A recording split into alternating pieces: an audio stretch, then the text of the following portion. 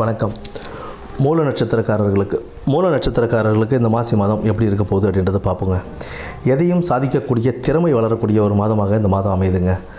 எதை வேணாலும் சாதிச்சிருவேன்ப்பா, நீ எதை கொடுத்தாலும் நான் சாதிச்சு எடுத்துருவேன் அப்படின்ற மாதிரி நினைத்த காரியத்தை ஈஸியாக முடிக்கக்கூடிய ஒரு வல்லமையும் அமையக்கூடிய ஒரு மாதமாகத்தான் இந்த மாதம் இருக்குது. புதிய நபர்களின் அறிமுகமும் அவர்களால் நல்ல ஒரு ஆதாயமும் அவர்களுடைய நட்பு வட்டாரமும் உங்களுக்கு ஒரு நட்பாக அமையக்கூடிய ஒரு மாதமாக இந்த மாசி மாதம் அமையுதுங்க. பழைய பாக்கிகள் வசூலாகக்கூடிய ஒரு நிலையும் இருக்குது. தொழில் வியாபாரத்தில் சிறு சிறு தடங்கல்கள் வந்தாலும் அதை நல்ல முறையில் முடித்து நல்ல ஒரு பாதைக்கு அதை நீங்கள் கொண்டு செல்வீங்க.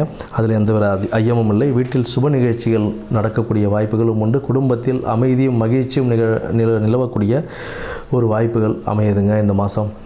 குடும்பத்தில் கணவன் மனைவிக்கிடையே எந்த ஒரு கருத்து வேறுபாடுகள் இருந்திருந்தாலும் அது இந்த மாதத்தில் சரியாகி உங்களுக்கு ஒரு நல்ல ஒரு மகிழ்ச்சிகரமான ஒரு வாழ்வை அமைத்து கொடுக்கும். பிள்ளைகளால் நல்ல மதிப்பும் அந்தஸ்தும் உயரக்கூடிய ஒரு மாதமாக இந்த மாசி மாதம் அமையுதுங்க. உங்களுக்கு வெளி வட்டாரத்தில் உங்களுக்கு ஒரு நல்ல அந்தஸ்து கிடைக்கக்கூடிய வாய்ப்புகள் ஏற்படக்கூடிய ஒரு மாதம் இந்த மாதம். தொழில் வியாபாரத்தில் சுமூகமான நல்ல முறையில் நடந்து முடிஞ்சாலும் அதன் வருமானம் சுமாராகவும் நல்லபடியாகவும் இருக்கக்கூடிய ஒரு மாதம்.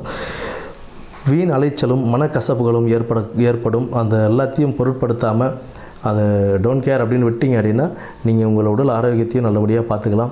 உடல் ஆரோக்கியத்தில் சற்றே கவனம் தேவை.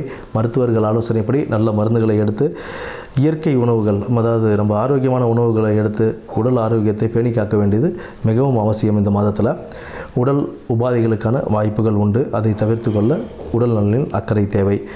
காஸ்ட்லியான பொருள்ஸ், ஃபோனு, மொபைலு, வாட்சு இல்லை ரிங்கு எதுவாக இருந்தாலும் பத்திரமா வச்சுக்கங்க. பயணங்களின் போது ஏதாவது மிஸ் பண்ணுறதுக்கான வாய்ப்புகள் இருக்குது. எந்த பொருள் கொண்டு போனாலும் அதை திருப்பி கையில் வச்சுக்கிட்டோமான்றதை பார்த்துக்கிட்டு அப்புறம் அந்த இடத்துலேருந்து கிளம்புறது ரொம்ப நல்லது. உடல் ஆரோக்கியத்தில் கவனமும் தேவை. உடல் ஆரோக்கியம் மேம்படுறதுக்கு நீங்கள் மாரியம்மனை வழிபட்டுக்கிட்டே வந்தீங்க அப்படின்னா உங்களுக்கு ஒரு நல்ல வழிகாட்டுதலையும் நல்ல முன்னேற்ற பாதையும் அம்மன் வழிவகுத்து கொடுப்பாங்க. நன்றி, வணக்கம்.